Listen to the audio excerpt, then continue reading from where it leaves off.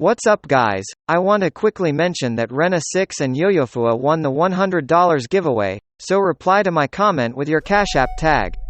Now, have you seen the cool switch buffering methods from Muganato's channel?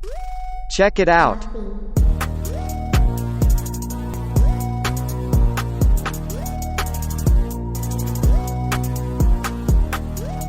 These switch buffering methods allow you to perform an action outside of your character, such as your awakening actions, jutsus and more.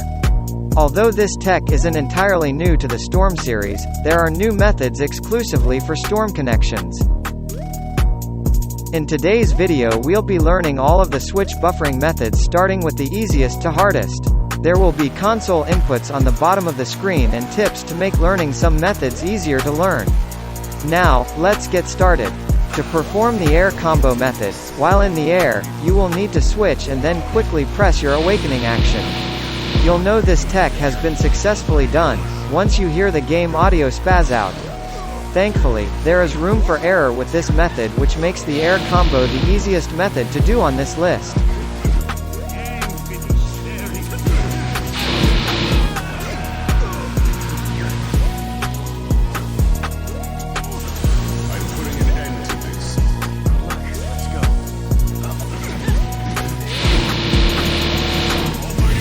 Moving on to the combo method, it's literally the same inputs as the air combo, but with little room for error.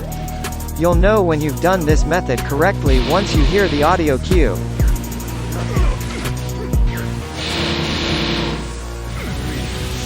Moving on to my personal favorite, the jutsu method. The difference to this method is you'll need to perform a jutsu first, then switch and quickly perform your awakening action after. You'll know when you've done this method correctly once you hear the audio cue.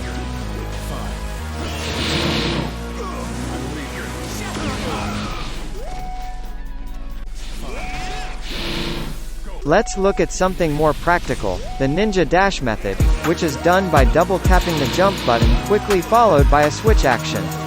This method is advantageous as it ensures your character tracks towards the player and minimizes the risk of accidental activation while airborne.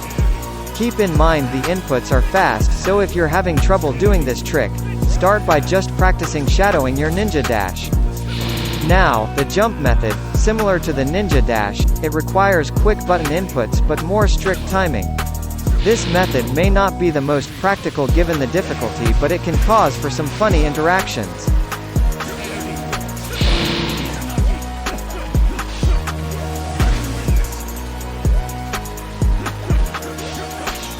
If you're struggling with performing this, start by shadowing a jump tag. It's the same input as an awakening action, and you'll know when you've done it right if the tag staggers your opponent. And when you get comfortable, try shadowing a jump jutsu. It's a tad bit harder to pull off. Now for the hardest method on this list, the turbo dash method. The benefit of using this is that it quickly propels your awakening action towards your opponent, which can be utilized competitively to guard, manipulate, zone, and catch out your opponent. Because of the complex nature of this tech, it's bound to fail at times even if you hear the activation sound, and can break the audio for the duration of the match.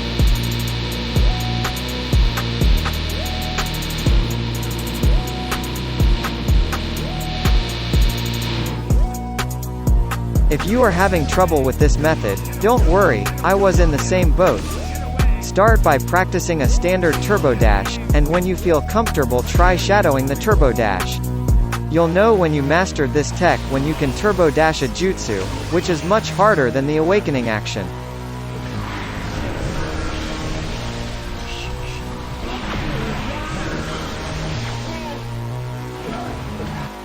You may have noticed that there was one more method that was marked harder to perform than the turbo dash method, the RTA method. And it is the highest difficulty level of shadowing. You can think of it as an extended shadow, which I will let the expert stylers handle that one. So make sure you're subscribed here, and to Muganato's channel to stay up to date with amazing tech. Thanks for watching.